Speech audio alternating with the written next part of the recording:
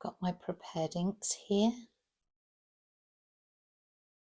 I'm just very gently kissing the surface of the water with my brush.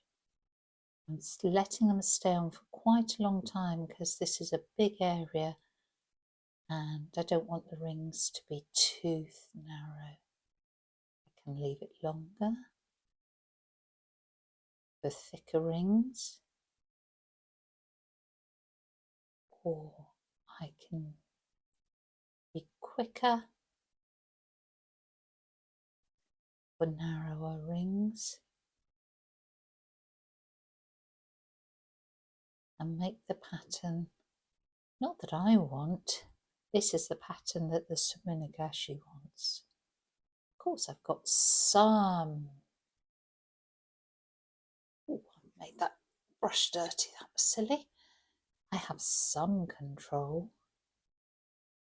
But ultimately, it's a wonderful interaction between the environment, me, the ink, the water, the vibrations of the earth. Fantastic.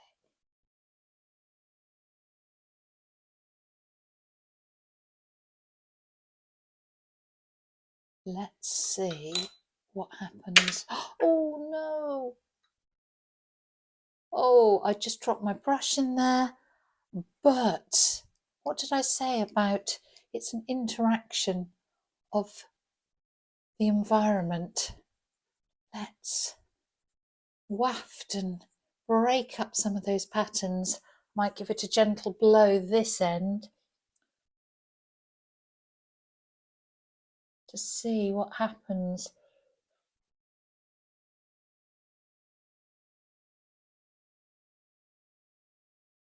That was very foolish. The wafting gives me the jagged lines.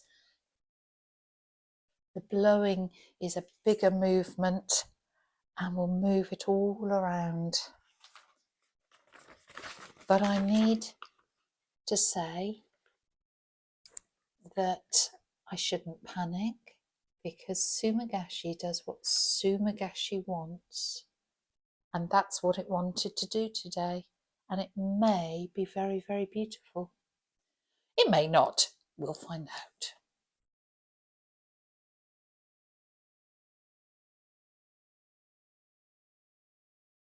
And here it is, dry. Look at these gorgeous marks.